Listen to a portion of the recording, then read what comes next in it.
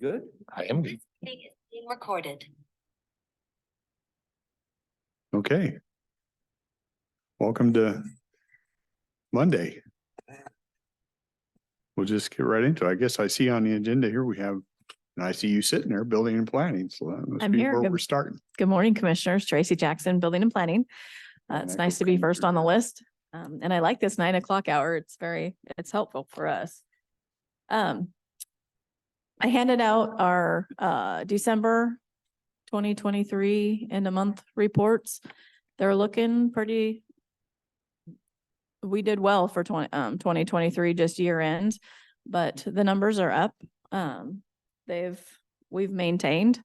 I was a little worried. It's kind of slowed down a little bit with our inspections, but the numbers have come in, and we have, on the planning side, we have 40 planning clearances that were done in December. And so that just, another telltale sign that there is still activity going on people's properties. So that's a good thing. So I'll leave those with the board, but the counter has been hopping lately. I don't know what the deal is. I think now that the holidays are over, we have been busy. As soon as we open in the morning, we've got customers. So the applications are coming in. And we think that they will, I'll make this prediction. We'll think that we'll be busier probably in March. If the building code change goes into effect in the middle of March, we think we'll be busy getting everybody's applications in before the new code changes happen. So we're hopeful. That's what I was thinking. You're probably going to be busy Yeah. trying That's to get good. stuff in before that. And we'll welcome it. Yep. Yeah. We'll grandfather all of them in too, so they can go under the old code, the current code. Questions about that? Yeah. I don't know where the prohibition on natural gas is. Can you update me on that? Do that. You have to come up. You have to come up. State building code? You're speaking to that which wound its way through the Ninth Circuit? Through the Ninth Circuit? Yes. No, I'm thought in Olympia, there was discussion about wanting to ban natural gas in any new buildings. Yes, they are currently working through that, given the determination or say the judgment of the Ninth Circuit. Oh. And the intent is to use heat pumps in lieu of other, fossil fuels. And that's currently being worked through the State Building Code Council. My understanding is currently they're not going to prohibit the use of natural gas. However, the attraction will be for heat pumps such that, I don't know how to say this, you will be inclined to choose the heat pumps. There'll be some inducement of some kind, Yeah. either the carrot or the stick or both. Yeah. But the heat pump doesn't bother me too much. I mean, it bothers me that any mandate, because heat pumps are actually a very nice approach. But in the kitchen, the gas stove, I thought, was being mandated out. That has happened in some places in this state, right? Not under the jurisdiction of the Ninth Circuit. They have not been able to preclude them from using gas. So let me get this straight. The Ninth Circuit Court is somehow, the judicial system is somehow involved in this? Yes. It began with the City of Berkeley challenging the prohibition of gas-fired appliances in restaurants. Oh, and the circuit says you can or cannot prohibit? Yeah, the judgment was that they could not prohibit them from using it. Ah, thank you. Okay, now I understand. Yeah, so. But creative as lawmakers tend to be, they've been working on it ever since. Okay, but for the public at the moment, that is not a concern over the next 12 months. My understanding, no. But as I said, they are still working on the energy code, the commercial applications at the State Building Code Council level. And, you know, as the target is March 15th, we'll see how that works out. That's consistent with what you told us last fall, I think, during our budget hearings. Yes. He said it had been delayed until Yes. their hearing and the codes meeting. There is in a March. State Building Code Council hearing on the 12th, this Friday, with regard to the residential code, I believe, but that is with family care housing, that sort of thing. And then there's another State Building Code Council meetings later in the month. And then again, I think they're revisiting it in February with regard to energy code. So have to see how things develop. I've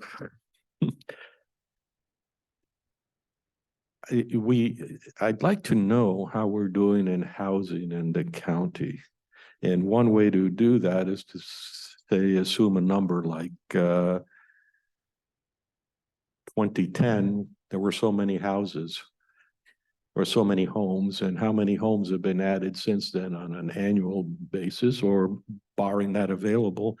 How are we doing over the past couple of years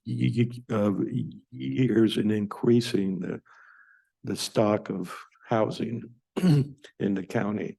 And excuse me, that would be interesting for the obvious reasons of we've got a housing crunch, but I would also like to see there's a price for a house. I put $10 in, I built the house, and I'm selling it for $100 now. So there's the price of the house, $100, but there's a cost at 10. Somehow, if we could get a handle on what those numbers are, it could have an impact on the policies we might want to follow or not follow. Probably not at our level because we don't have that kind of control, but I wouldn't mind making sure people understand how the cost of housing is going.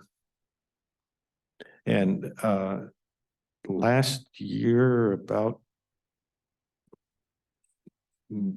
early spring, it seemed like there were going to be several hundred new homes on the market. Homes meaning either apartments or condos or SF or single family dwellings.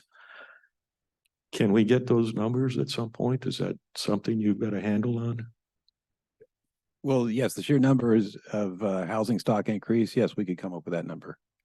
Okay, and then in keeping, there's a nice, like the police keep a record of closure.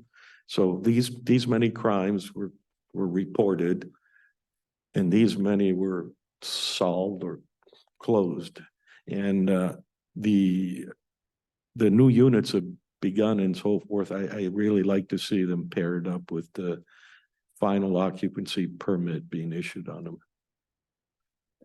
So you want the total number of issued permits and then how many actually got their occupancy for their finaled? Right. Okay. Yeah. We can run that report for you. if We I- can add it to this monthly report if you'd like for starting in January. Yeah. A question about the monthly report is I hate to say this because you've done such a nice job. I look at the things from top down, and this is a little bit in between. So but you're doing the right thing. You're presenting me what the differences are. Like I just heard the news earlier this week, or it can't be earlier this week, sometime not long ago, that one of the major homeowners stock shot up. And I'm scratching my head and I'm thinking, why? And it may be pertinent to that stock or not, but I think most. So I don't understand. It's just good to understand where the forces and the pressures are coming from, if we can. Well, if we look at the chart that you just gave us this morning, we see a decline in single-family units this year compared to last year, which certainly would indicate the demand has been affected by something, most likely interest rates. Mhm. I mean, everybody kind of understands that.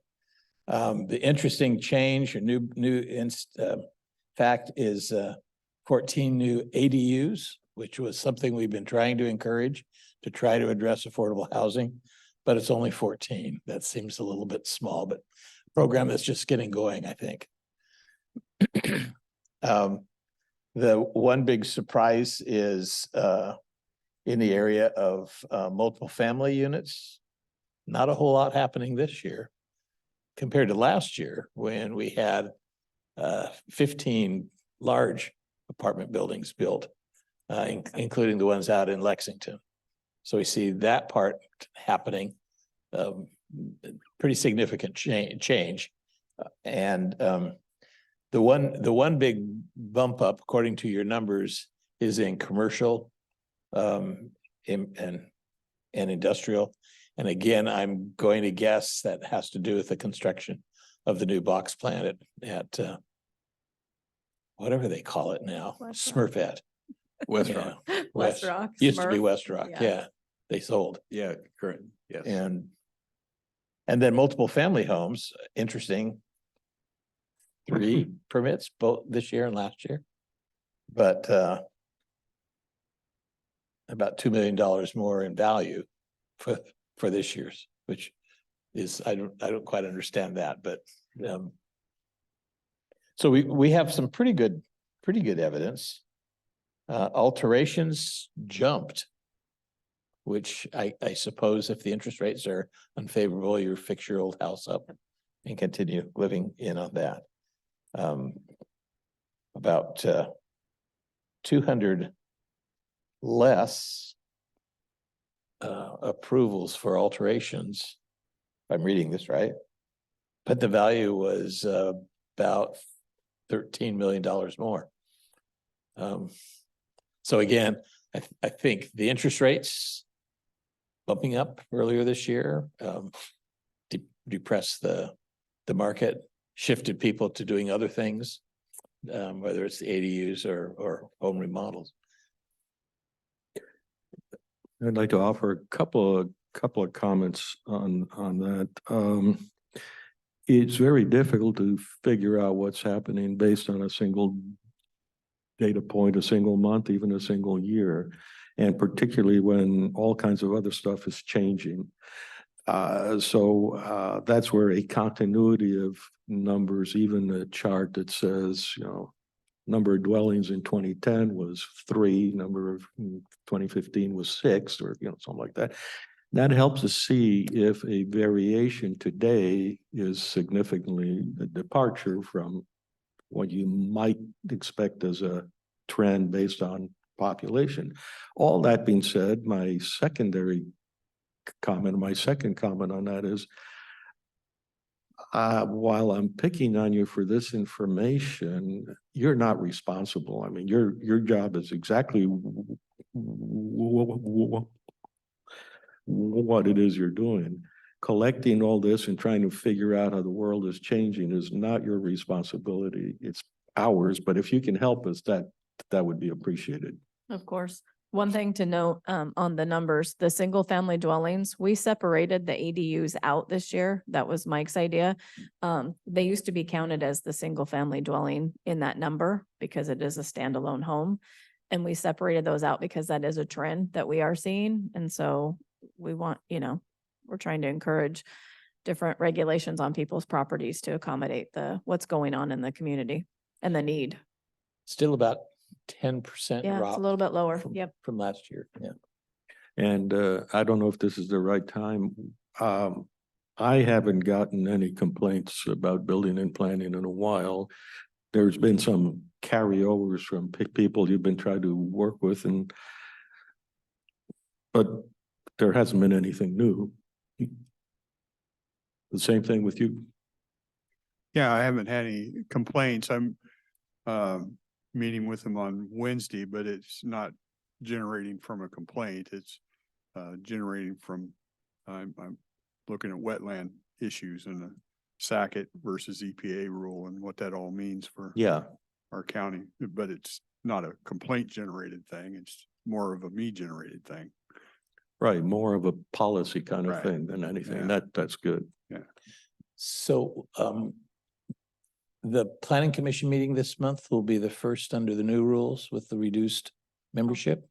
That comes, so they will hear the Cowlitz County Code changing. And will take their motion and then it'll come to the board on January 30. Mhm. So it will be in front of them. We technically still have 9 members. This was the first that it could go to them to reduce the number. And so all of them will be there that are still eligible to be on the planning commission. And then at the end of January is when their terms expire. And so, and we also don't have a couple of the positions filled, which helps the numbers become 7. And I think Mr. Sudar is going off, Yes, his term is up at the end of January.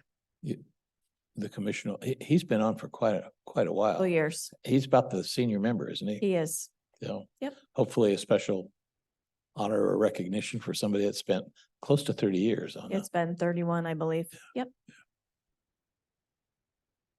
So that will come, that's another thing on my agenda. We don't meet with you next Monday because of the holiday, but we have a call for hearing next Tuesday.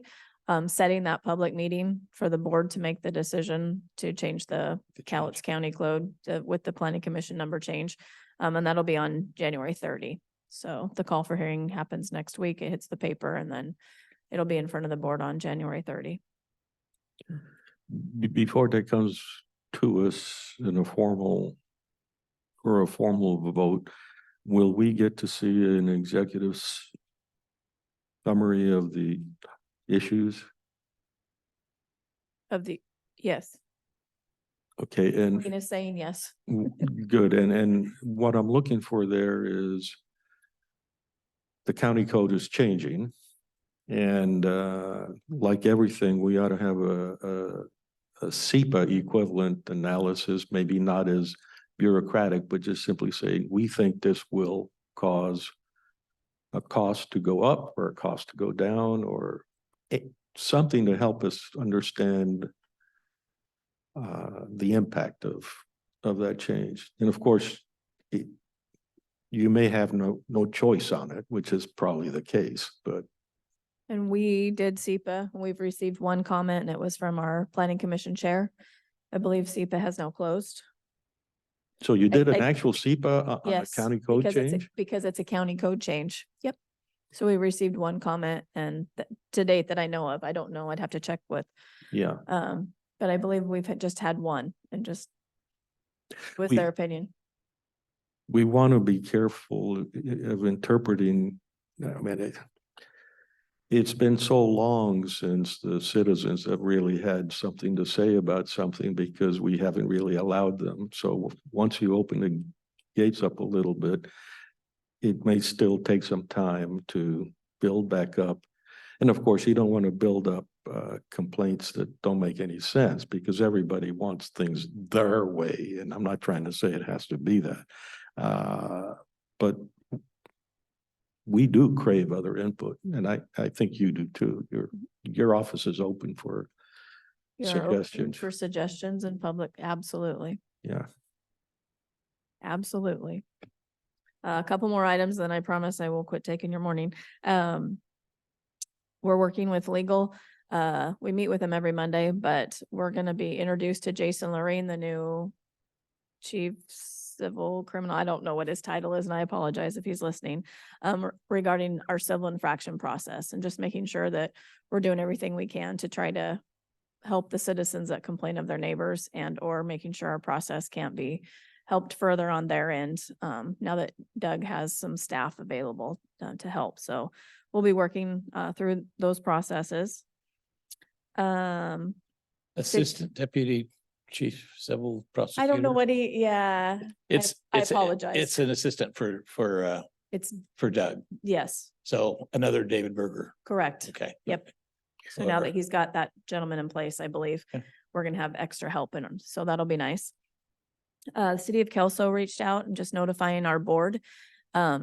They asked if in their building officials absence of work for vacations, he's kind of a one-man show over there, that we would be able to take on some of his work while he was out of the office. And of course, we agree.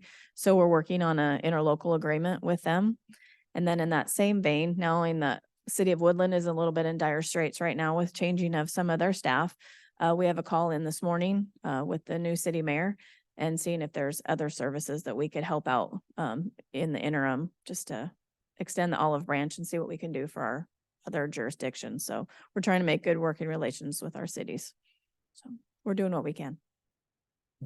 Yeah, I appreciate that. This is an opportunity to tear down some of the old Hatfield and McCoy stuff I've seen. Well, we're all here to do a job, so we might as well work well together. Yeah.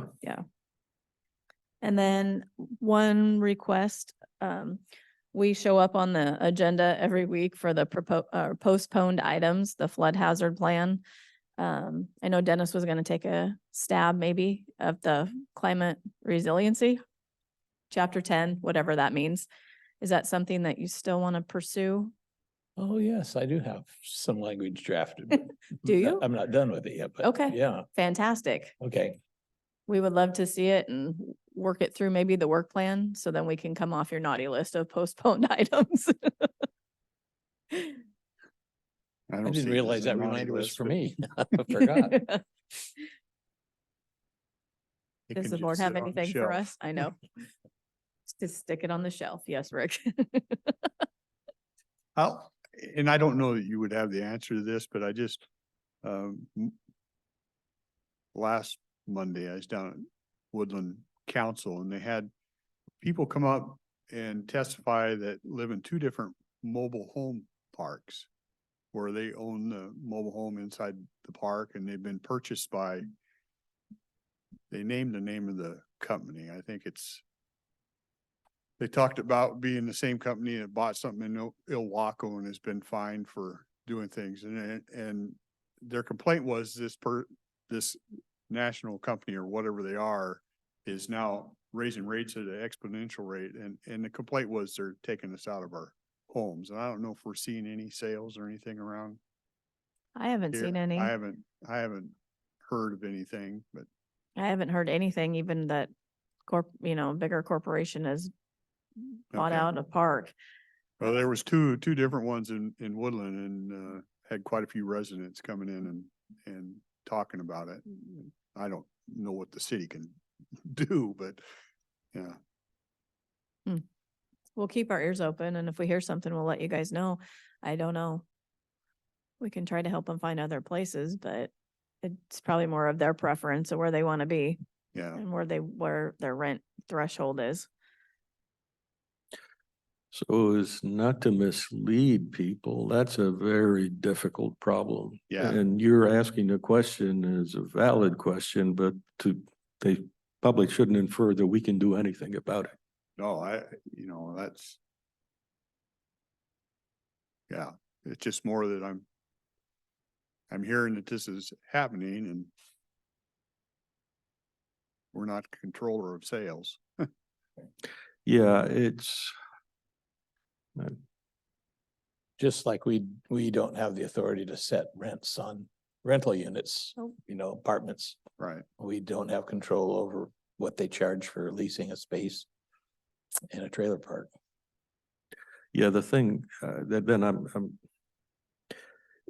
that's not to suggest that we as a body could do anything useful that would fight the market. And the question always is, what is the market?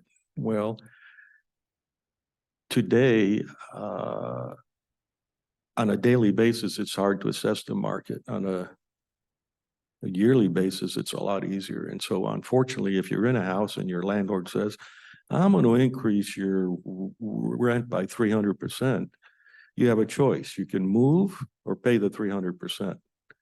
And to move is almost a cataclysmic thing for a lot of people. Because it's not just and all that, it's where is it to where I'm gonna move. But we don't have the answers, really, all I'm trying to say. Abusive people, abusive situations will occur. Yeah. All we have is, I think, fire and safety codes that we Right. monitor and try to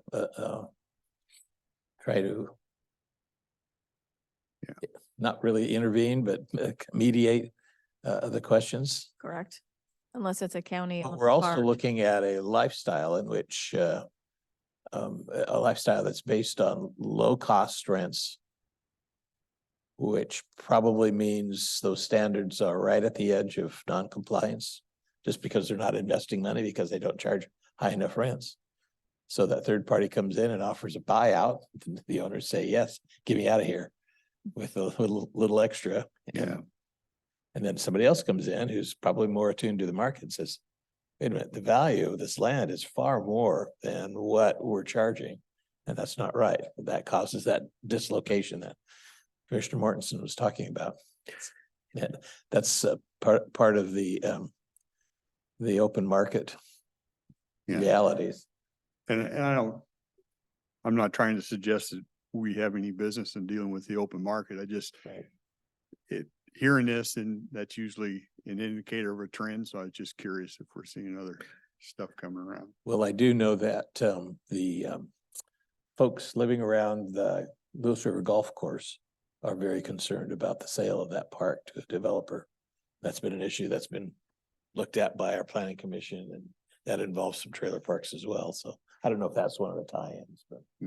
Well, but yeah, I'm gonna take a moment still to these issues are really important for the public to understand the relationship we've got with them. So I think this is a valid conversation to have. Too many people think that we can do things, but we can't. On a personal lament, when I see places like the Woodland Bottoms farmland being parceled off and sold off, that farmland is worth a lot more for housing than it is for farming, but that's today. Tomorrow, someone's going to be hungry and say, I'll give you $1 for a crumb or $100 for a sandwich. So, but we cannot interfere with that pretty well, but it does point out one of the difficulties that Planning Commission has and this board has. We can't tell people how to use their property. And it's a very painful thing for me to see the Woodlands Bottom, say, concreted over. The new gas station by the Woodland Circle down in Woodland, I mean, they covered up the most gorgeous blacktop earth.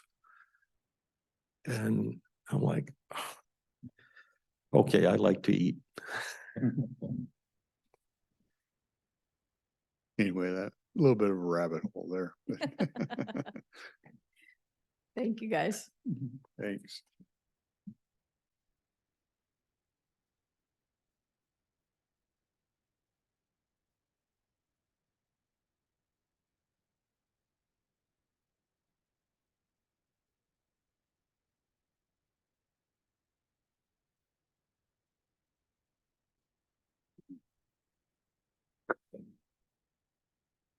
Morning, Marin. I moved me.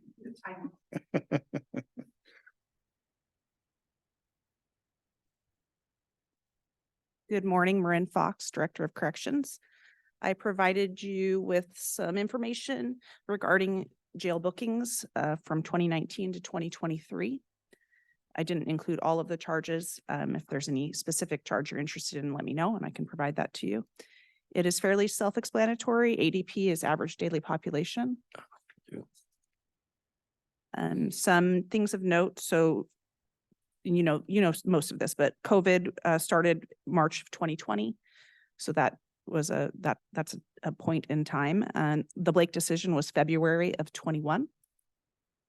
Booking restrictions began kind of consistently in December of 21 and primarily, for the most part, ended end of 22, December of 22. I combined the felony assaults and the sex offenses. I didn't drill down each charge. I just combined all of those into one bucket. So I don't know if there are any questions. I'd be happy to answer. I have certainly heard from cities that their budgets are all out of whack because there are more arrests going on and more prosecutions, but they're at the misdemeanor level, That's correct. which they have to pay for both sides. Yep. I resist the urge to say thank you, but Right. And I mean, I've been reporting on our population. Today we were at 173. Our population's dropped quite a bit. But we're open for business. We're taking everything, but the population has dropped off. more Yeah. people stayed home for family time That's over the right. holidays, we hope. Ryan Jervikainen mentioned though that felonies were down last year Mhm. pretty significantly. So, but we are seeing a lot of misdemeanors. Yeah, the chairman's gonna hate me here. Uh, uh, To first order, when I look at the law and justice system, I think to first order, we have to ignore the costs. Like it really bothers me when people say we had to let him go because jail is too expensive. To me, that's just the path to perdition or to purgatory or something like that. It's so I would thank you for this. This is really helpful. Unfortunately, it's also difficult to digest because the law is changing faster than Yeah. anything. And and that change is actually driven in part by people claiming it's too expensive. And so I think we are largely doing things what I will call by blackmail to deal with the problem today is too expensive. So we do things today that cause real problems in the long run. So is there anything you would like us to do for you, or is there something we should be doing to help you? I mean, we continue to struggle with hiring. I mean, that's a continued struggle for corrections in general across the state. I think law enforcement's not having as much trouble as we are. But hiring's a challenge. Yeah. So you want us to put on a uniform in our Right. office hours? Come on over. And CJTC, the Criminal Justice Training Commission, we have to send officers there for their academy as well as law enforcement. The Corrections Officers Academy is 10 weeks. Right now, it's a 2-year wait, which is 2-year wait to get into it? unacceptable. Yes. Wow. 2 Over years where, I'm over. sorry? It's a 2-year wait to get officers to the academy, so they Oh, can't yeah. be fully Oh. certified until they attend and graduate from the academy. They're allowed to work, which is great. Law enforcement can't do that. So I think there's WASPIC is putting some pressure on CJTC to add some additional classes for corrections. You know, I was chatting with someone who got hired back on at Western States Hospital. He had lost his job because he refused to take the jab. And is that the reason that the delay on the Western States or the latency has gone way down? I'm not sure. I'm not sure what they've done. I do know they've opened a second facility at the Steelicum campus. I believe Okay, that's yeah. helped, but the Western State wait has improved greatly. But I mean, a month is still probably too long, but they broke our spirit. So now we're happy with a month. So the time delay now is around 30 to 60. Mhm. Which I believe technically it should be 15 days, but we're getting closer and, 1 month is, but I'm happy with that. But as I said, maybe that's just because the waits were so terrible for so long that we're happy with anything. Ideally, you should be able to call and say, I got a real problem here, Right. take it. And it Right. should be within the day. Right. There are people that don't belong in jail for sure Yeah. because of mental health issues, but I do want to point out that this chart that you've compiled for us is encouraging in a couple of respects. The numbers for 2023 is purple, that's the color. Mhm. And if you look at the last 5 columns, starting with criminal trespass, Mhm. we see bookings up in all those subsequent categories. Right. Theft, obstruction of justice, Mhm. resisting arrest, That's correct. disorderly conduct, and illegal camping. Mhm. All those kinds of things that are a reflection of enforcing the laws for those who are homeless and not willing to make the choices to make changes for their own bodies. Correct. Um, Yes, those are all misdemeanors. and to me, those are encouraging signs that law enforcement is getting ahead of the game, or there's been some change happening. Mhm. And I think that's good news.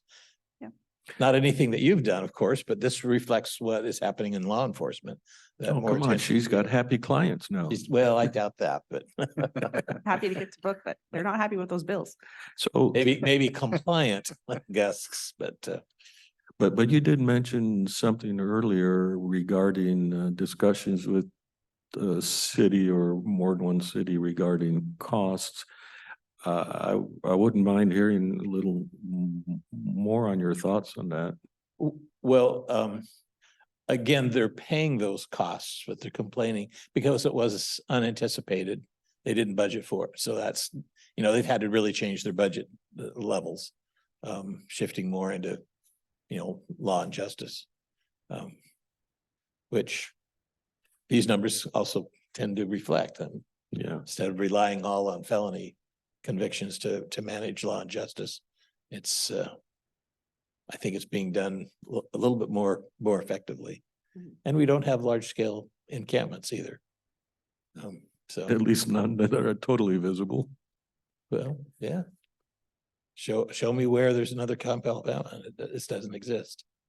So anyway, that's thank you. I appreciate the way you've graphed it out, and it makes it pretty plain. It is the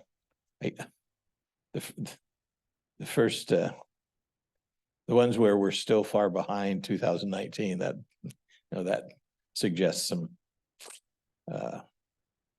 some challenging issues trying to bring those numbers back up, but And I should have explained on the front end, this is offenses, so they could have multiple, so a person could be booked for 3 or 4 things. This is, Yeah. and they could be duplicated as well. So if you get booked for a theft third, which is shoplifting, and then get sentenced for the shoplifting, that would come up twice.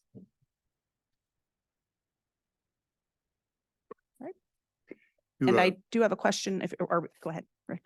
Well, I went by it the other day, so it raised a question. You know where the old Maple Lane Women's Facility was in Grand Mountain? Yep.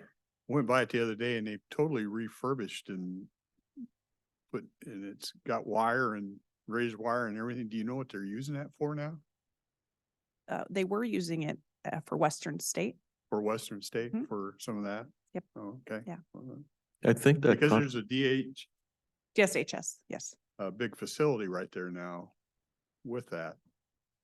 Well, DSHS runs Western State, so that may be what that was. I So guess I maybe don't they're know using for that. sure if they're still operating that as an extension of Western State. They were, and it would house lower level people that are less problematic, not the highest needs Well, people, the easier candidates for competency Yeah, restoration. my only point was it was good seeing the facility used because it Mhm. seemed like it sit there just vacant for a long time and they went through and really refurbished and did everything. Mhm. I want to make sure I understand. The facility is the one that's fairly large grounds, chain link fence with concertina wire over the top. Yeah. Yeah, it's a strange feeling going around there. It's like, this is weird. Well, way back when it was it was a prison or jail or whatever for women's. It was like the alternative, it was like Green Hill was the boys and Oh, okay, yeah. Maple Lane or was the gals. Juvenile facility. Yeah, yeah. Green Hill is still pretty visible, right next to the Yeah, freeway. it is. In what, Centralia, right? Mhm. Chehalis. I would ask, and I don't need an answer today, what the board would be interested in seeing going forward on these meetings. I believe we're going to be meeting quarterly for performance management review. And I would ask you what you'd like to see from me. What information, what statistics are you interested in? And I'd be happy to pull that together. I'm okay with the quarterly. Yeah, I know it ties up your Monday mornings, but you always bring a smile to our faces. So That's right. we like seeing you every week, but But if there's specific information you're looking for, please let me know and I'd be happy to pull it together. Otherwise, you're just going to get what I think is interesting. So. and I always like to hear, the challenges you're facing, like hiring and those type of things. And if you have ideas that you think maybe we can entertain, I wouldn't mind hearing those type of things. Okay. I know it's been a challenge over there. and I think we asked during budget time if salary levels were an impediment, and I think you assured us that we're kind of right in the mix of other counties and what we're offering, so. Yes, I think our comps we're in the middle of the comps, which is, I think where you typically want to be. I will say Lewis County, we're very close in every way to them as far as population and staffing levels. They dropped the bottom steps off of their pay scale to try to recruit more officers. So they've, it's a 5-step scale. They've dropped off the bottom 2 and are starting people at 3 to try to encourage candidates. We got very lucky with the closure of Larch Mountain, unfortunately, and picking up some staff there. If not for that, we would have really been in a world of hurt. But we've lost a few staff, but we have another staff member that will be leaving soon. She sold her house and is relocating. We've had a few of those kinds of things. It seems like that's happening more, but no way to control that. Great. All right. Thank you. Thanks, Marin.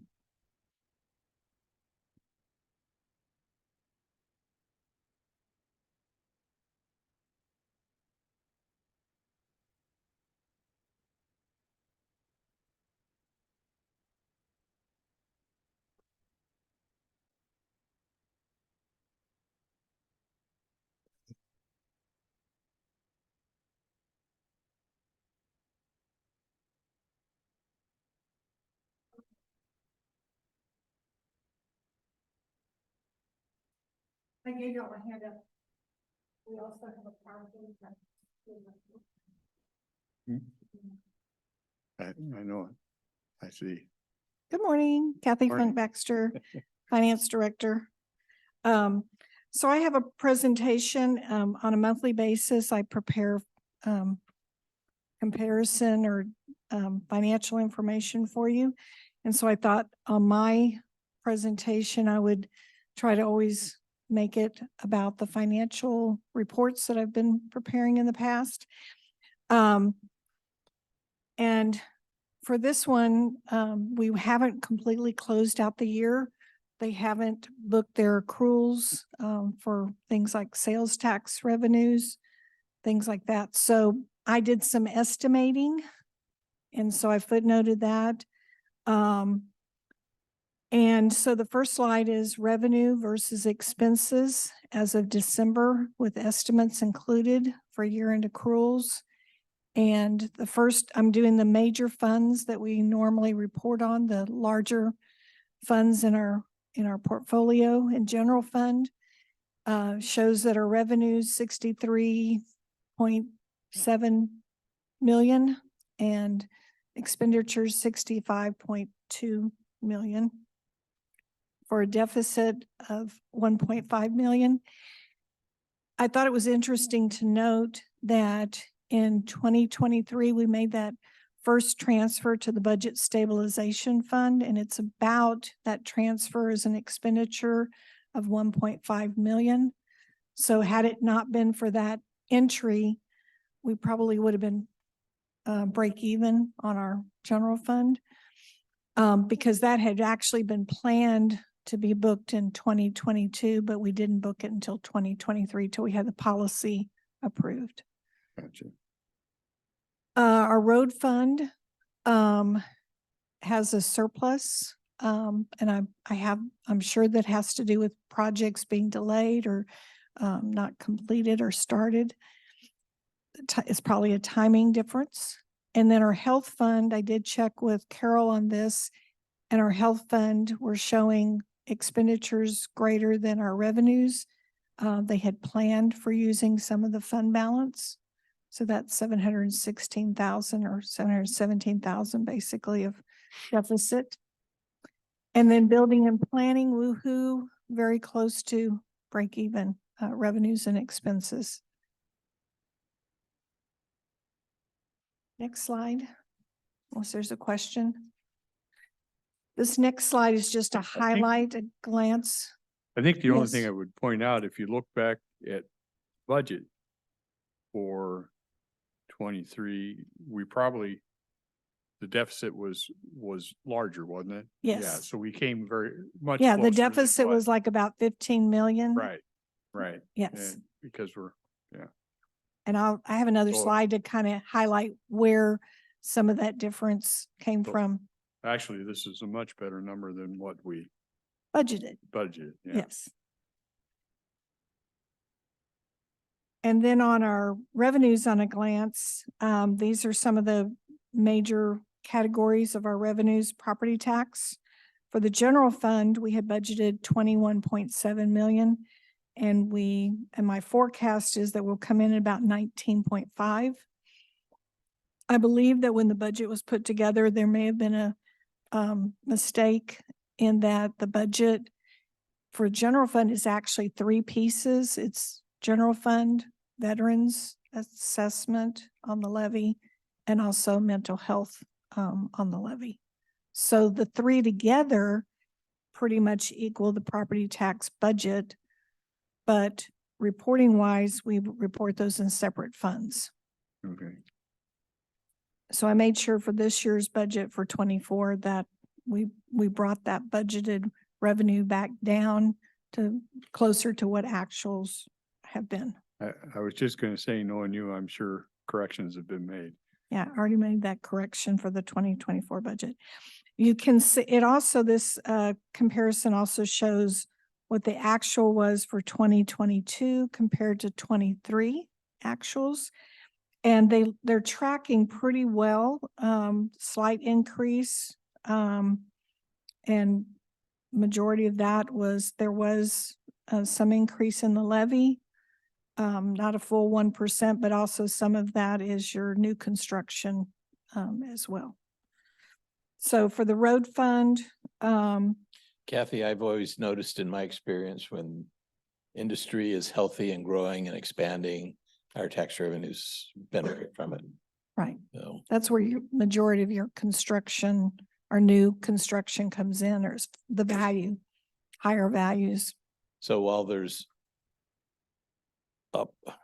opportunity for us to be supportive of major employers and major mills, we still have great opportunity for developing what used to be the Reynolds aluminum site as another source of potential, tax revenue and jobs and, the benefits to the whole economy. Sales tax, this is where I had noted our budget was under budgeted versus what we actually achieved. And so this is tracking pretty well. With another slide, I'll show you our year over year sales tax has increased a modest 6%, basically. And then the next one, it's really the behavioral health tax. We've been under budgeting that revenue, but once that sunsets, I'm not gonna have to worry about budgeting the revenues for that. But this shows you that we're well over what was budgeted in that category as well. So again, in my experience, I've noticed that the various finance officers that I've worked with over the years always have a lagging figure for that sales tax intentionally. That builds in an extra cushion, Mhm. but we're To your always fund budgeting balance. on the previous year's revenue. So it's always behind a little bit, and I think that's appropriate. I mean, that's a good way to make sure we've Yeah. got a safety cushion as we need. So I Um, budgeted your sales tax to be a modest 2% increase over prior year actuals. Yes. Is it reasonable for you to provide us? Okay, my objective is that you've identified here the property taxes. Most people think that that entire property tax comes here. And I would like to know what the number is. So if we get the general receipts that Deborah Gardner gets in for, here's my check for my property tax, it's got the kitchen sink in there. I want to see what all of that costs compared to what goes into these funds, because the public will get a much clearer idea what's going on if they see that. Like gross property tax and then what property tax goes to the general fund? Right. And what goes to the general, to the road fund or the general fund, that's sort of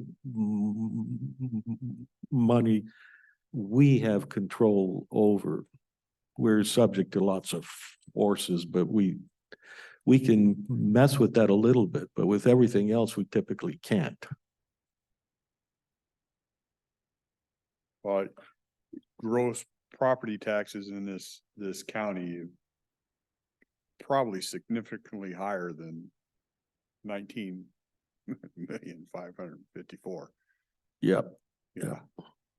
And And I do feel sorry for residents in Kelso particularly, because although they voted it in, but they voted special levies for the fire district as well as the school district. They got a double whammy. They're going out for another levy this, next month, so. and then there's another question. We've sort of talked about that a bit. It seems like, and I've not seen it charted this way, it seems like we had sales tax revenue coming along, and if we go back to 2008 or 9, we should see a drop in sales tax revenue.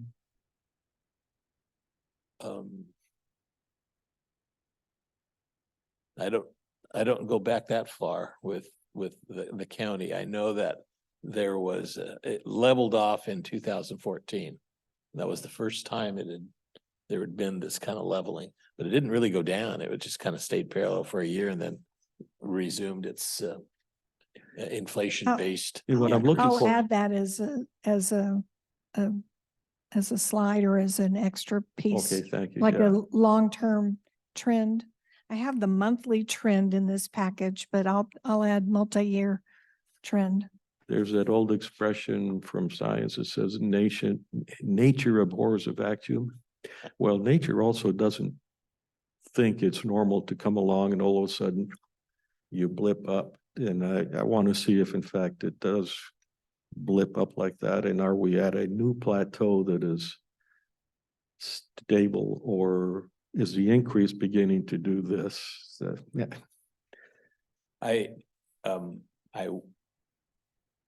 I hope that you are fortified to no change in the public's response about where property taxes go, because they always bring it here for everybody. And that's that structural thing. You can't convince them that we don't have control, because that check goes to Cowlitz County Treasurer. So, Yeah. All you have, I have found that you just simply have to refer back to that statement that itemizes each of the different governments that the sale or that the property tax is parceled out to. And even then, you know, what they're really complaining about is the consequence of their property values increasing. That's Right. You know, most of everything I inquire or try to press on is just people need to know exactly where things are going or them so that they don't make these assumptions and then go to the polls and make even bad assumptions or ask for things that just aggravate their problem. The public has well, for almost the three of us, they haven't made bad decisions yet. well, I don't know, but I would like them to feel that they have a say in that.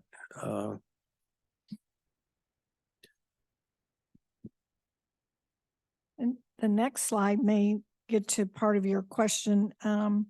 Property taxes collected data. There is a report that comes out monthly. Oh, yeah. And it breaks down all the property taxes by the different components. And I'm just showing you a snapshot of one page. This is like page 81 of a big report. And it comes from the treasurer's office. But I thought this one was important to show you that property tax assessments for the general fund started out at 19.5 million, and we collected year-to-date receipts through December. We collected 98% of the assessment that we started the year off with. And then, of course, then she has all the different years' assessments and what the balance was at the beginning of the year and what the balance is at the end of the year as far as those collections. So this might be where I can get all the other, the gross, as you said, the gross. Yeah, I do like the numbers in 2014. I'm only being mean spirited. Yeah. That means by 2023, 100% of 2014s were collected. Yeah. There's a lag time there. Well, I know we have a house in our neighborhood that has been abandoned by their owners. It's a messy divorce and they refuse to sell the property and taxes are always in arrears until the last moment. And it continues to crumble before our eyes.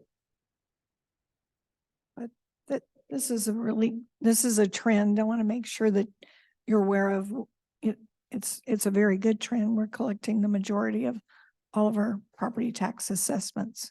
Yeah, if it's something and it dives down to 90 and 88 and stuff, then you have an issue going on. Mhm.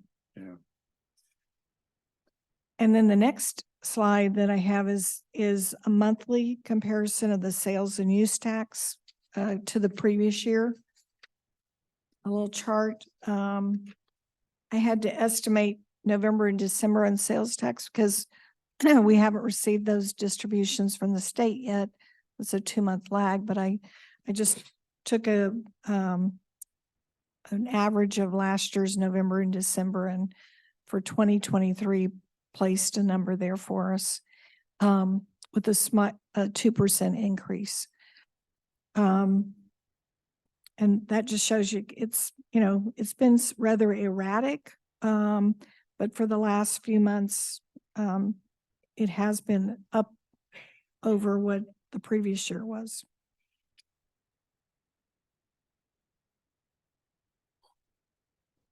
And with this one, I can do the multi-year, have a little supplement, maybe make this into 3 pieces. And then recording revenue is the next one. And this is the auditor's office has been doing this for a while, tracking their recording revenues and comparing month to month as well. And I'm happy to report, I mean, it's coming down, the variance over the prior year. We saw that it was declining, but it seems to have slowed that decline. So it looks like it's somewhat stabilized there on the recording fees. Does it make sense to look at this wouldn't be for you, looking at the recordings as a count rather than a dollar. From your perspective, it has to be dollars, but from our perspective, maybe it's the counts, going back to a statement the chairman said about it tells you whether you've got a problem. If all of a sudden 98% pay becomes 90% or 98% compliance, 90, we know we have a problem. And here it would be really nice to know how divergent recordings are versus building and planning clearances, if you will, that kind of stuff. But hey, we could have fun here. We could give out a master's degree. No thanks. You think some of this is dock recording fees, slow down in sales? Yes, Yeah, that's it's dock probably the recording majority of fees. that, right? Yeah. Because marriage license is a different chart. So this, I think this is dock record fees. I'm pretty sure. Yeah, it'd be, and I would concur, if the information is readily handleable, available, it'd be interesting to see, well, the doc reporting fees categories down 50% or whatever it is. Or marriage licenses are down or whatever it is, any large variances. The one bit of data we don't track are the sales of property, except that it's as reflected in document recording fees. But just as, you know, we can do the new construction or the remodels, that's what building and planning does. But the sales is, Mhm. somebody else must track that, but I don't think that we do. I can see if they actually have the count and we maybe could add this to the chart, the numbers. It kind of insulates you from, as the fees change, you know, then the sales number doesn't have to be as great to achieve the same fee. So it kind of insulates you from Mhm. fee changes when you just see raw numbers. I see our auditor is online. I'm curious that there was a discussion of the impact of the doc recording fees going up strongly. And, you know, a marriage certificate, do you really want to pay $300 for a recording of that? If you make a decision to buy a $350,000 home, though, I think they've discovered $300 is not going to stand in your way. Right. I mean, that's a truism. But I think our auditor was trying to figure out, or the auditors in general, trying to figure out how to make the difference between one document and another document for a recording fee. Is Carolyn, good morning. You're on mute.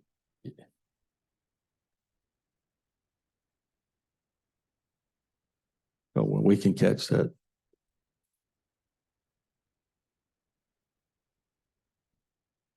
Can you hear me now? There we go. There you go. Yes. Sorry, every time I remote I was in Arizona with family over the holidays and I have to change all my speakers and settings. So sorry about that. I did want to make a clarification on marriage licenses. That is one of the document types that wasn't affected by the recording change. So when you pay your fee up front for a marriage license, it also includes the recording of that once the ceremony is performed. But you're right, Arn. I've worked with other departments, specifically building and planning and environmental health, we scoured our document types, trying to find documents that weren't necessarily required by law to be recorded. And we were able to catch a few with environmental health that we are able to internally file for free rather than ask for a citizen to pay the $300+ to record. So if other departments are in a similar situation, they're watching and they're in a similar situation, if they are requiring a document to be recorded for a reason that they don't have a statute that is concrete to back it up, please contact me to see if we can work something out. We really don't want to pass that fee on to people if we don't have to. Carolyn, you mentioned marriage license. What about divorce decrees? Well, that's with Superior Court. So Superior Court's different. I would assume that all Oh. of their fees, are all inclusive in that packet. It's not something that's recorded over here. Okay.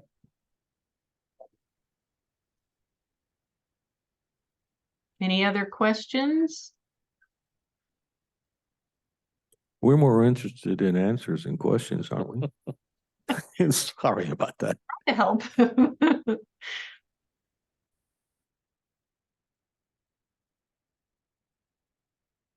Okay, and then the next Thanks, slide. Carolyn.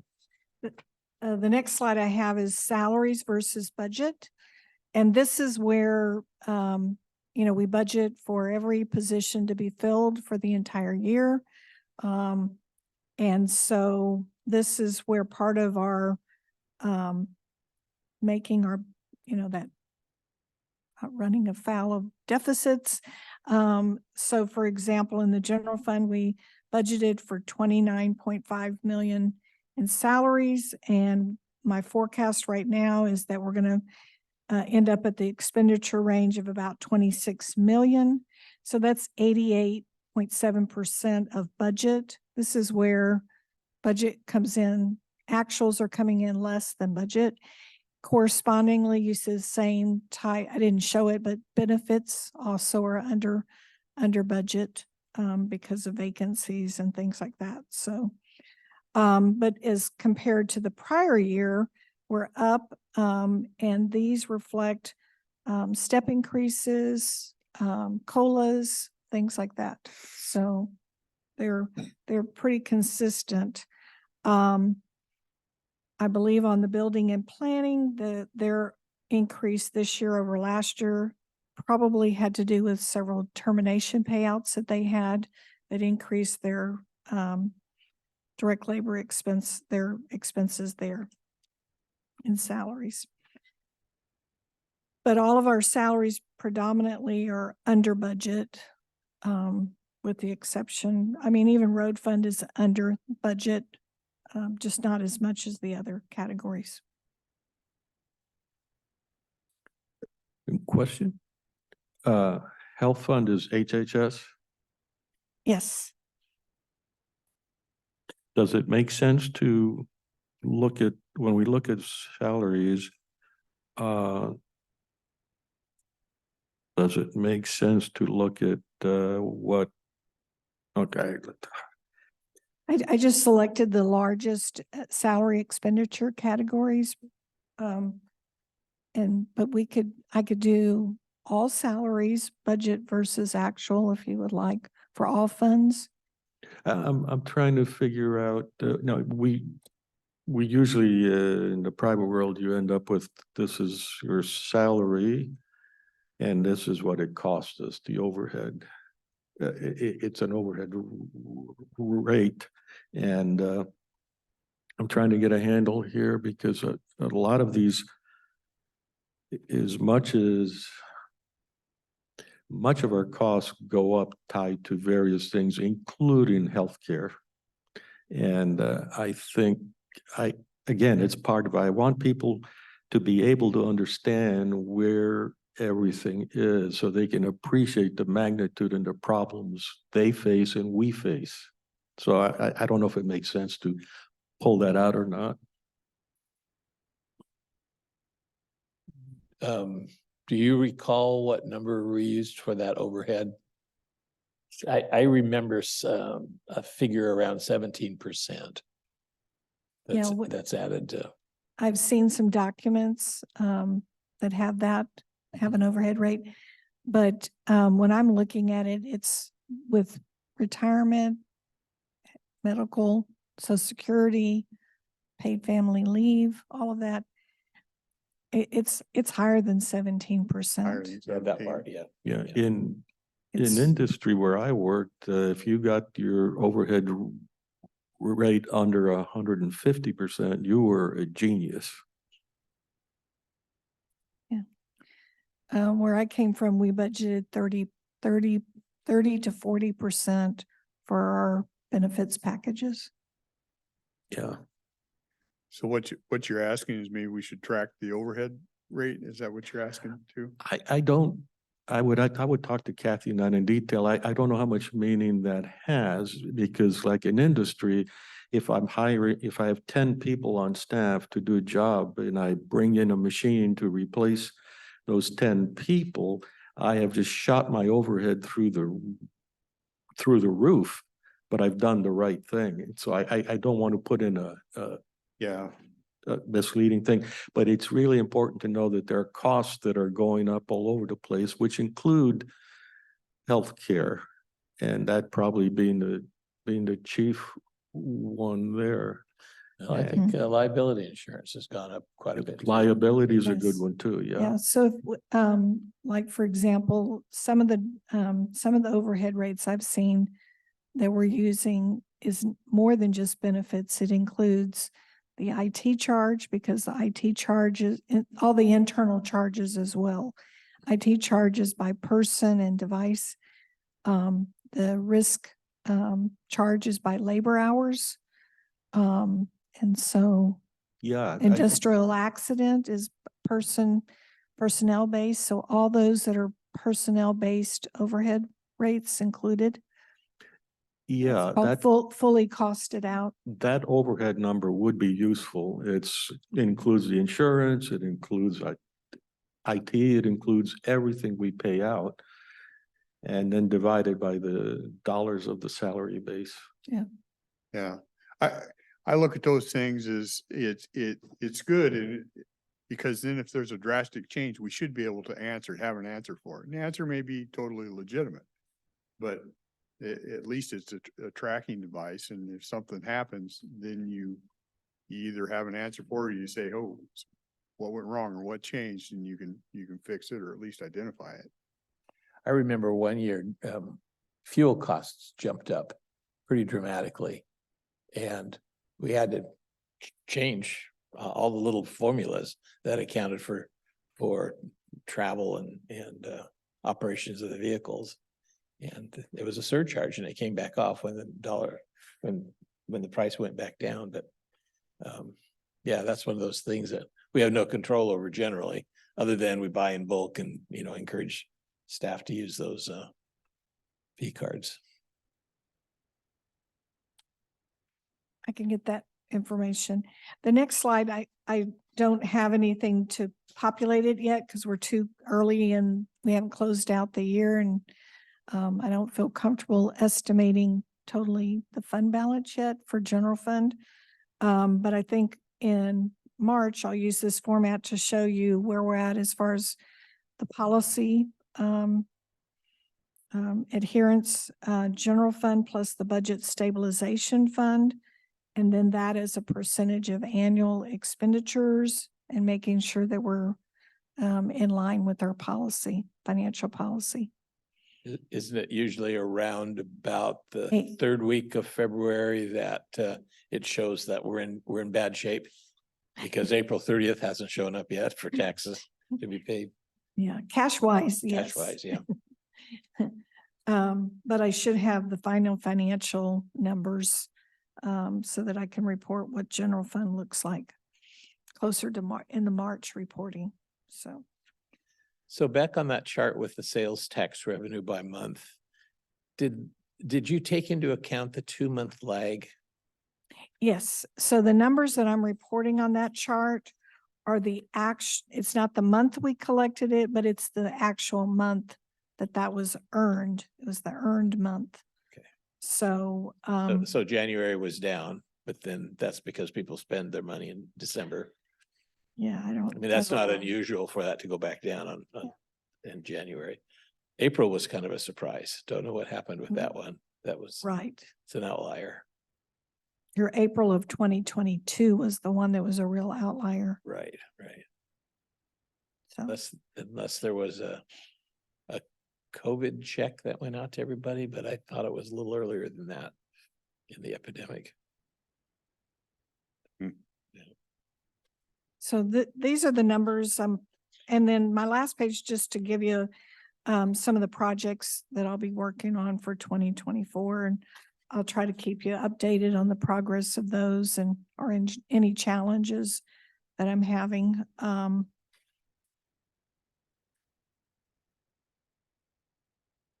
Thank you, Kathy. Appreciate the work you do. Yeah. Yeah. And any suggestions on this, if there's something different, because I guess I'm slated to come you get to have me every single month. I'm not quarterly. I think I'm monthly. The updating of financial policies and procedures, I assume we are behind. I think this is countywide, and this is an initiative that Kelly is spearheading. Yeah, Our clerk is spearheading, and so there's a whole section on financial policies, and some of it is mine, some of it is the treasurer's, some of it is the auditor's. So I guess what I'm sort of thinking on that is it's nothing you do overnight. no, it's not. It's probably going to take the whole year Okay. to do it right. And I'll be assisting risk management on updating theirs as well. Okay.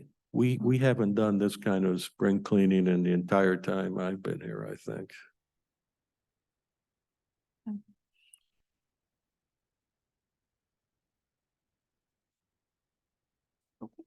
Thank you. Excellent. Thank you. Yeah, thank you. I like these chairs. Yeah, they're better, aren't they?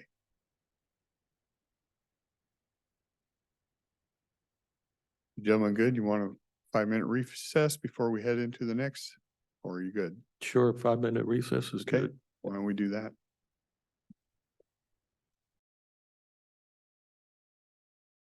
Okay.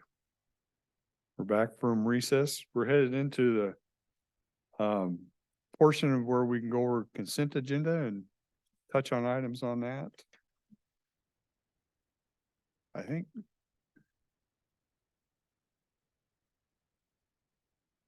Susan, did you have anything you wanted to touch on these? It looks like a lot of these are right-of-way things. So yes, good morning, Susan Eugenius. The first items, item number 3 is a Public Works amendment to one of our solid waste contracts. It's just a time extension for them to complete task orders that they had already been issued. So it's extending the contract to the end of February. So there's no money associated with it. It's just to finish a couple tasks they were working on. Then items 4 through 9 are all right-of-way items. Item 10 is the confusing saga of the Eric Creek culvert, WashDOT keeping us on our toes and wanting us to make changes to the supplement. For the first time ever, they wanted us to include in the right-of-way phase local dollars. So that is the only change from the last time you approved it in December. And this is at the request of WashDOT. Yes. Okay. And this is a new thing in all our other supplements. We've always just used local funds for right of way and we've never had to include it. This time, all of a sudden, it's what they want. So that's why the change. Item 11 is a bid award for culvert pipe. This is something we do annually. Excuse me, we accept all bidders, not just the low bidder, and there's a reason behind that. I'll give you an example. So if we have our road crew down in Woodland working on ditching, they need some wattles. The low bidder in this case for that particular item is up here in Kelso for $38.70. The bidder in Woodland was $40 for the same item.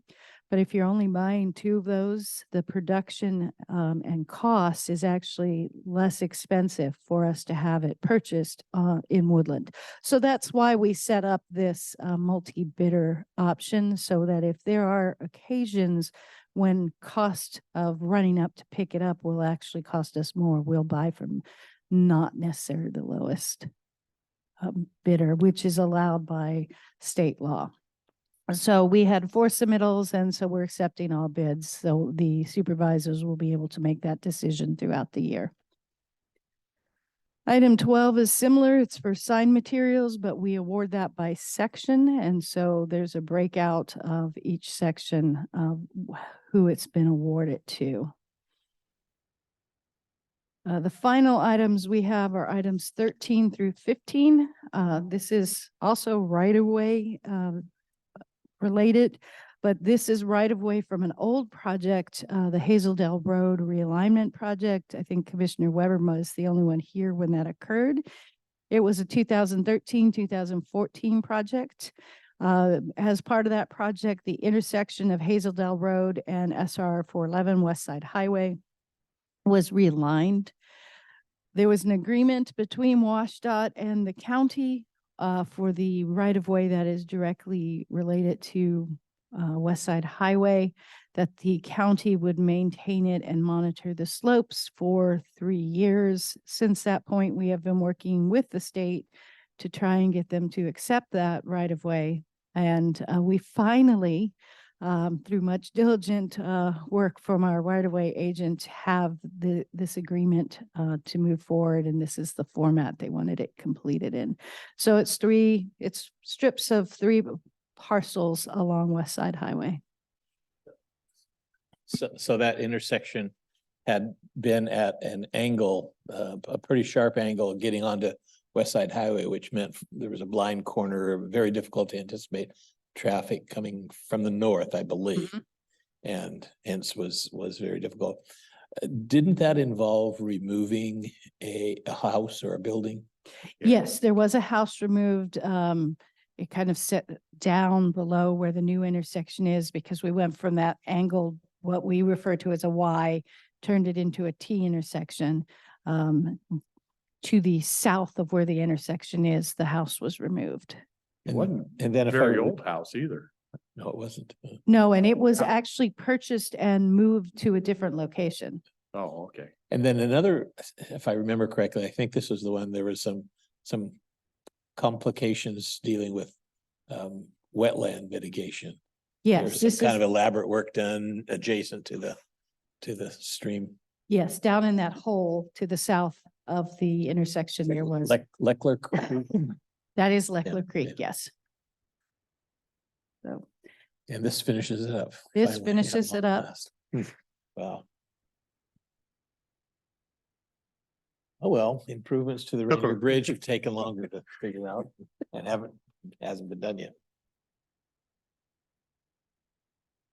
So any questions on those umpteen million items that we have this week? That answers them for me. Thank you. Thank you. Bryn, I know you had something on here.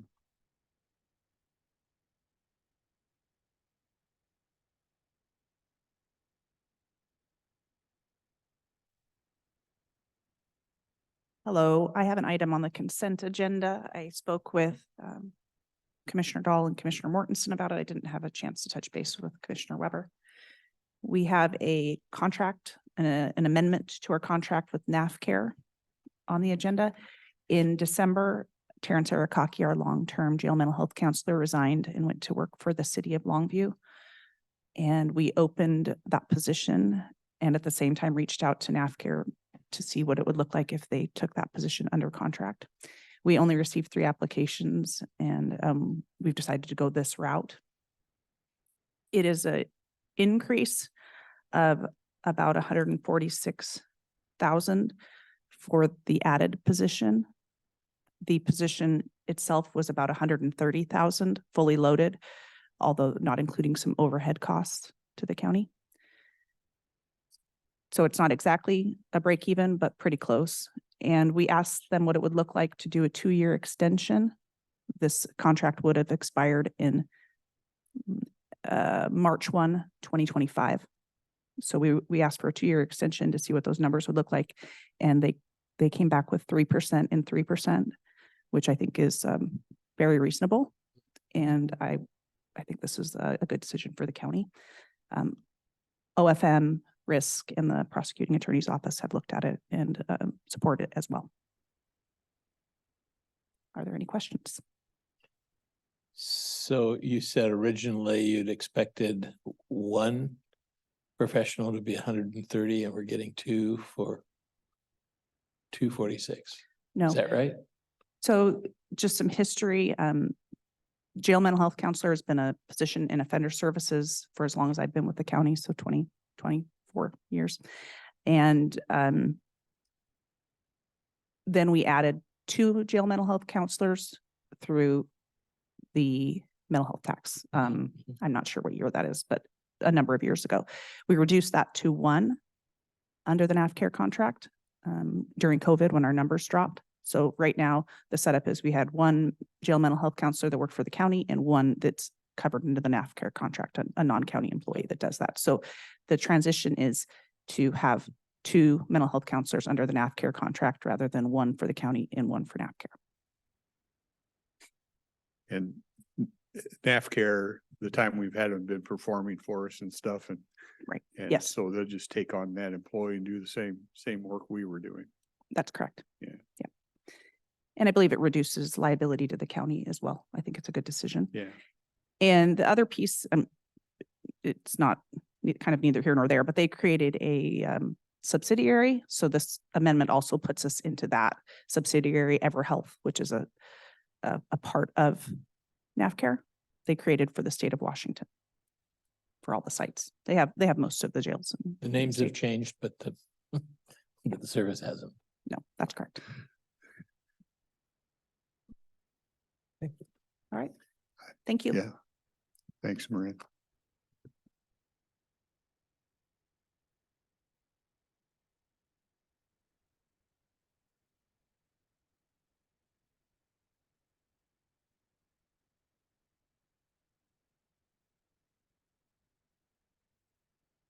So I did have a question perhaps for Carolyn.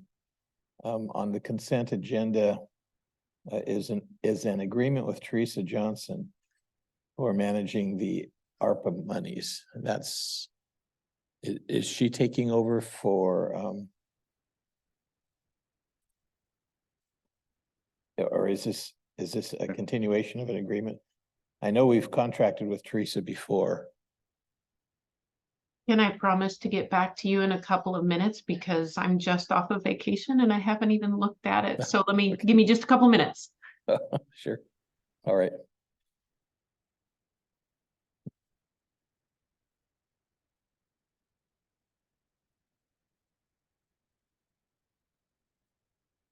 Did we have any questions on our motion items? The resolution from us is we're talking about this red line policy. Okay.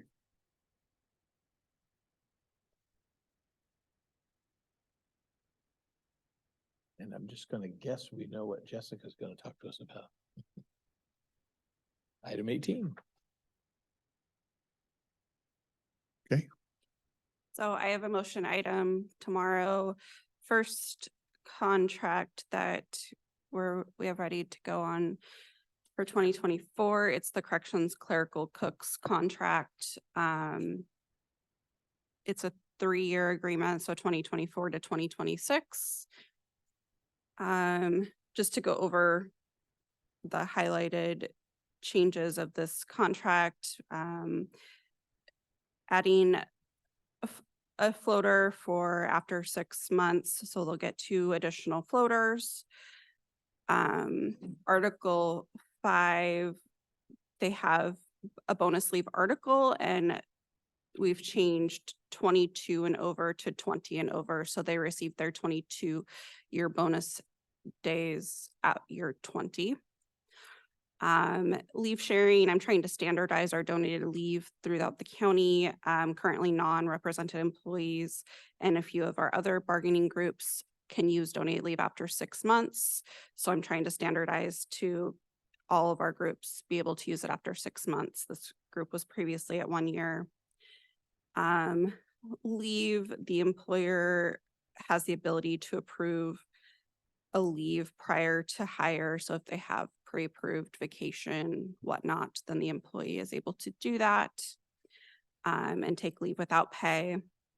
Health benefits, an increase of $50 each year per month for the employee. So 2024 employer contribution is $1,700, 2025 is $1,750, and 2026 is $1,800. This group has Teamsters insurance, so their rates are different and they have different options than normal county insurance.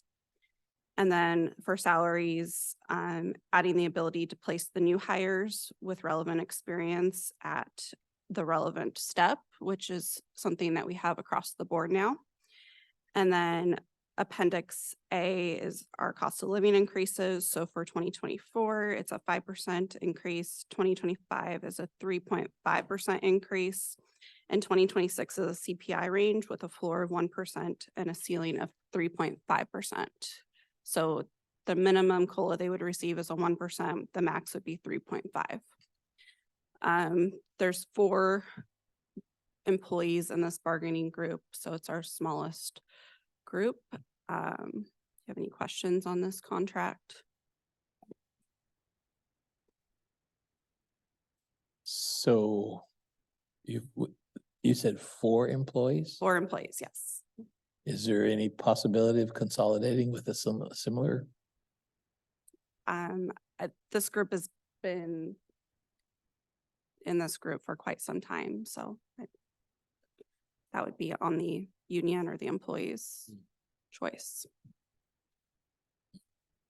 It's just that it's a pretty expensive bargain for you. This one only took a couple sessions, so they're a pretty reasonable group, and we were able to complete negotiations pretty quickly. Okay. All So. right. Super. You said the magic word, you're reasonable.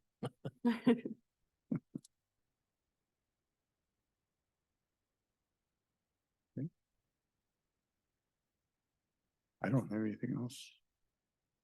Anything on it? No. All right, thank you.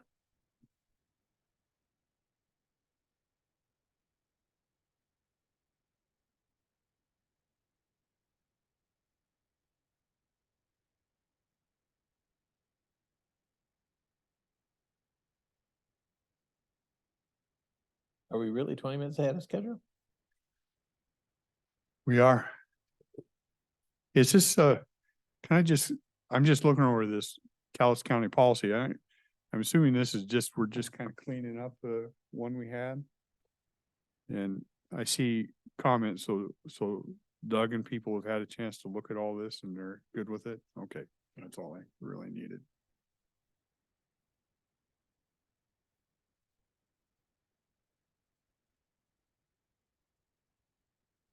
Okay.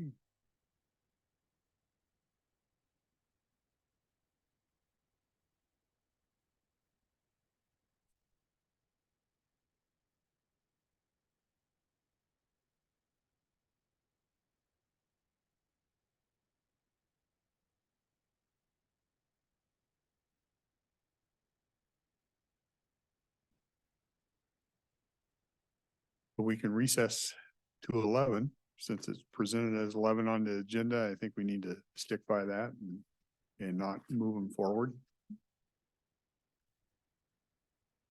This meeting is being recorded. The auditor's office is available now, so I was bringing her over as panelist so she could talk about her item on the consent agenda. Okay. Thank you.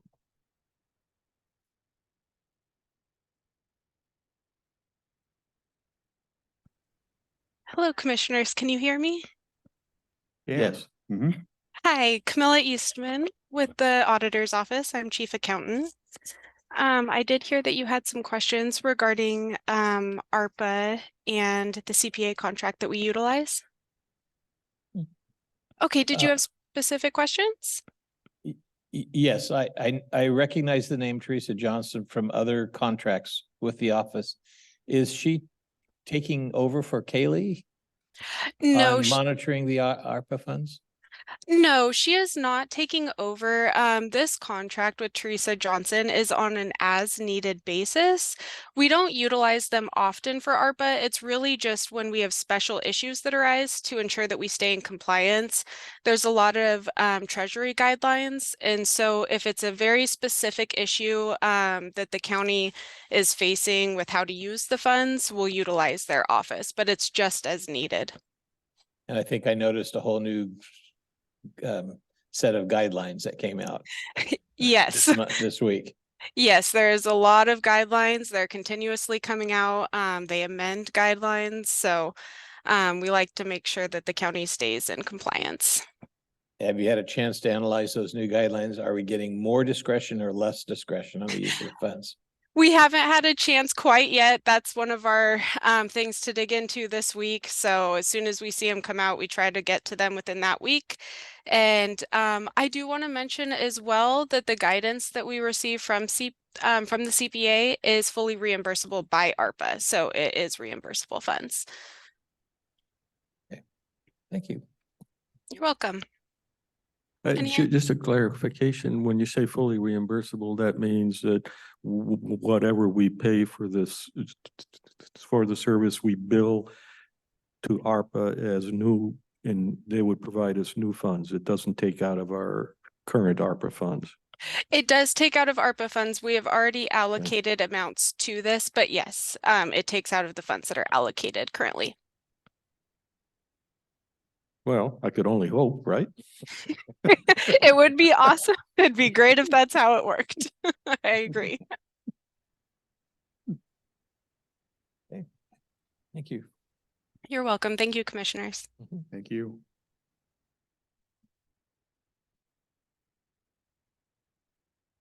Okay. I think now we can recess till 11. Okay, back from recess. Our 11 o'clock is for human resource. So go ahead. Good morning, Jessica Warren, Human Resources. I do have one request to fill today from Office of Public Defense. Their legal specialist has, their office specialist has promoted to legal specialist, so they're requesting to fill her position of office specialist. I think that's the domino effect he mentioned when we talked Yeah. last year. Last year. And that's the only request I have. I have a request for executive sessions. The first would be collective bargaining for 5 minutes.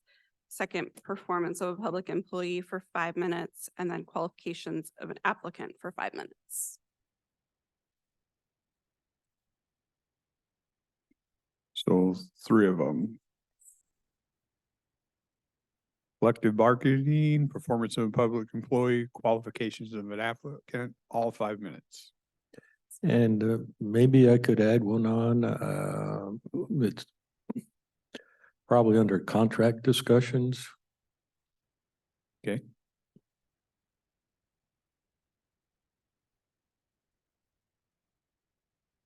And that will start at, depends how much we want to go. Make it 10 minutes. It could be considerably longer.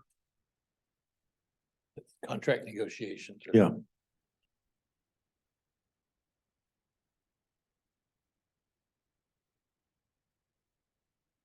Okay, so we have collective bargaining, performance of a public employee, qualification of applicant, all 5 minutes, contract negotiations, 10 minutes.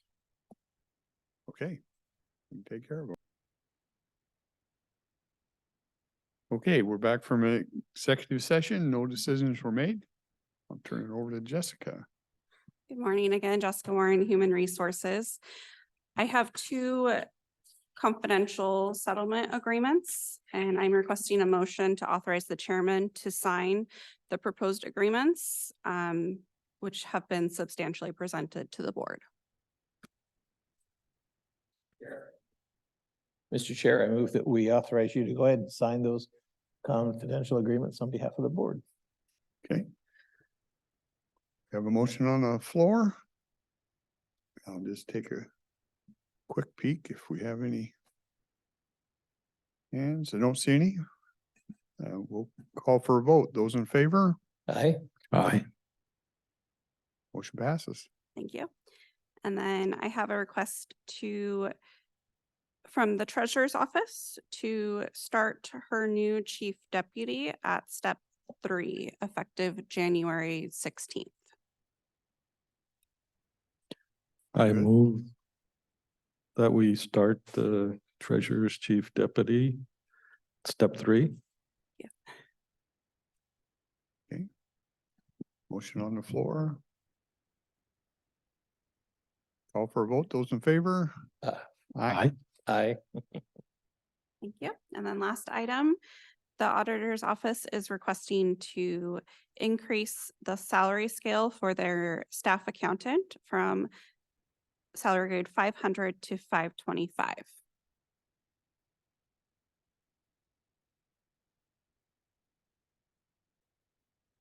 I move we approve the salary adjustment as presented by staff.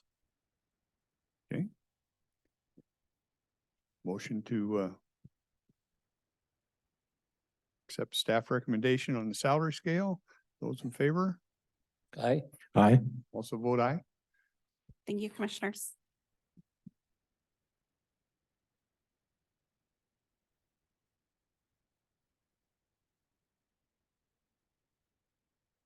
That take care of everything? You like having your own time slot?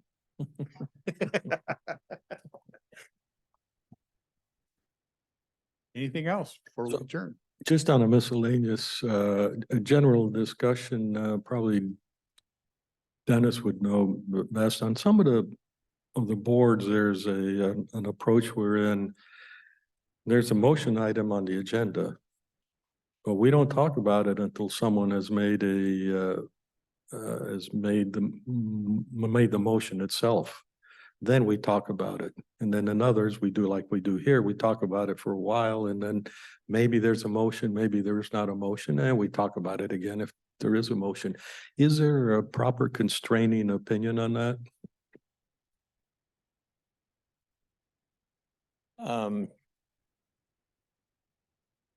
So a precise reading of Robert's rules would suggest make the motion and then discussed. But Robert's rules was made for large groups. Yeah. Okay. And the other part of Robert's rules is the chairman conducts the meeting in the way that it feels is appropriate unless challenged by the board. And I'm comfortable doing it this way, hearing the staff report and then, somebody has to make the motion. So I'm okay with how we're doing it, and it's consistent with Robert's rules. But the body has the right to change it at any time, so. I appreciate that. Yeah, key in this is occasionally a constituent says you're not following Robert's rules of order. Well, you're precisely identifying what Robert's rules are for 500 people there who have standing and a vote as opposed to 3. World of difference. Yeah. But I've been in other meetings. I think the Behavioral Health Board, there's a very elaborate process and there's only 5 of us. So I always thought that was a little overreach, but. Got it, yeah. Okay. And then if it's of any interest, I had mentioned Dwayne Leaf, the director of the Three Rivers Waste Water Agency. So we're in discussion more or less, and I think Kelly, the clerk of the board, will be trying to figure out, is there a right time for him to come and just speak in general for us, in general for the public and for us also. I think his intent is to talk about their plans for the solid waste investment that they're putting in. And I call it an investment because they have plans to monetize that. Because investment's often used by politicians, which is, no, it's an expenditure. Sorry, you're not getting anything out of it. Yeah. Just to let you know, Yeah. By the way, that's an impressive operation. Pretty amazing job. And the interesting thing is relatively isolated from public influence. It's magic. And that's the other thing, yeah, as part of our message is try to let people know, no, it's not magic. It's well done, but it is done by humans. I think you may discover as time goes by that their negotiating strategy is much more generous than we do with our employees. I think they were just very generous in their last contract, and it was reflected in the rates that we all approved. So You're talking about the water folks? right. I don't. Turwas, yeah. But okay, then another topic, do we have any updates on the juvenile detention center, or is that something I let fall through the cracks? By that, I mean, a discussion of, can we come up with a plan with Lewis County, say, that says we'll cooperate and we'll save both counties. And of course, you can't do it by RCW, but the only way to get, you can't pretend you're going to change the RCW in any finite amount of time. But if you come up with a plan and present it to the legislature and say, can you make a motion and accept this by exception right now? That's the seed you need to start the tree growing. So when I had a conversation with Commissioner Pollock a year ago at the November conference, Yeah, we mentioned it, and she was not this past November, but not the past one, but a year ago. She said, yeah, that makes sense. I think there's When I appetite. followed up with her this last November, she said her commission's not interested. That's Yeah, so I don't know if interesting. mixed messages or what. I So, had talked to Commissioner Swope and he has some interest. okay, So that would be 2 out of 3 right there. yeah. I would Yeah. think that would be enough to go forward, so. Well, yeah, it would be enough to go forward. With me, like you say, you're not gonna probably get anything until they'd have to make an exception, but if we don't even have any type of agreement to There's ask nothing an for them to exception look at, for. yeah. Right. Yeah. Okay, thank you. Yeah. So I don't know where we really want to go from here. I've got some of the data. I have the pertinent individual at Lewis County with whom I would start the conversation. I think it'll be up to him and maybe me in part, but maybe you would be one of the executive assistant assignments to try and work out a draft idea how we could cooperate. Yeah. So I'll go ahead and continue then something that I set aside because among other things, the holidays and our chairman was going to meet and discuss some things and that turns out has no impact on this, right? Right. Yeah. Okay. Well, I read a Centralia article the other day on the YMCA project out there and the judge pretty much overturned the commissioner. So I don't know where they're going to end up going with that. As I read through that article, it was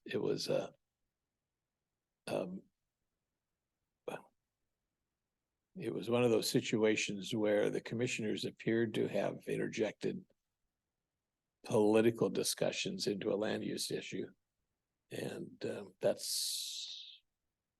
he questioned the YMCA on their position on critical race theory, among other things. And then rejected them because he didn't like their answer, or at least that's the impression that I got from reading the article. And the courts, the YMCA sued and said, you can't make a land use decision based on that kind of questioning. That has nothing to do with whether we're meeting the the requirements. And there was a concern that there certainly was the camp, which could handle up to 400 visitors, was so remote that there was no way to provide appropriate law enforcement. There was a concern expressed verbally, but the sheriff didn't put it in the impact statement. And so the court has directed the board to reverse their decision and to grant a permit so they can go to the next step and work out the details on mitigating the concerns that have been raised. So that was weird. Have you ever been to that region, Mineral? Yeah, I'll take a bike ride, cross over from Morton into Elby and work around there. And you Wait a go- second. He doesn't mean bicycle. He means motorcycle. Oh, Yeah. motorcycle. Yeah. Yeah. Sorry. A twist the throttle type bike. Yeah. Yeah. And you ride by there and you know how people put out no YMCA and all Oh, that. is that really? So Oh, I know the area they were looking at right in Mineral there. Minerals, it's just like a one lane. You drive into the town and you drive out of the town. It's just kind of So Around- when I where read is that, that? I thought, I didn't- between Morton and Elby, which is one of the entrances to Mount Rainier. Oh, okay. And Yeah. Elby is like, kind of north central county, right? yeah, if you fall down, then you'll come into Fife and you Okay. head up into Tacoma. From here, you'd go to Morton to hang a left to go up to Yes. Paradise, and you're saying it's right around there? Yeah. Well, at first I thought, I didn't realize Lewis County had a YMCA. And then on further reading, it was the YMCA of Greater King County.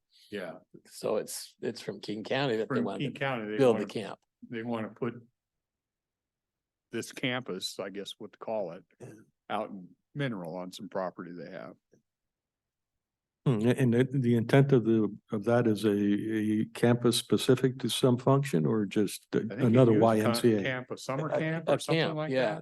that. A camp. A camp. So when I was growing up, camp was very modest cabins with a single light bulb and 12 guys. All right. I mean, pretty rustic. Okay. But we've also been to YMCA camps where they have been subdivisions and you rent the homes. And so the encouragement is with family reunions. So I don't know how grand Yeah. the Greater King County YMCA was planning to do it, but They have a camp out there and I can't remember the names of it, for troubled youth that you can send troubled youth to. Is that also, still going? as far as I know. And that's in Lewis County. Yeah, I think that's still Lewis County there between Morton and Elby is still Lewis. It always surprises me. That's all new to me and it just is, there are programs all over the place. And we have no solutions, but we have a lot of programs.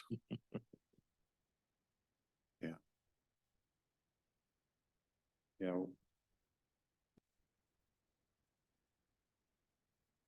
Anything else? Okay, we will adjourn.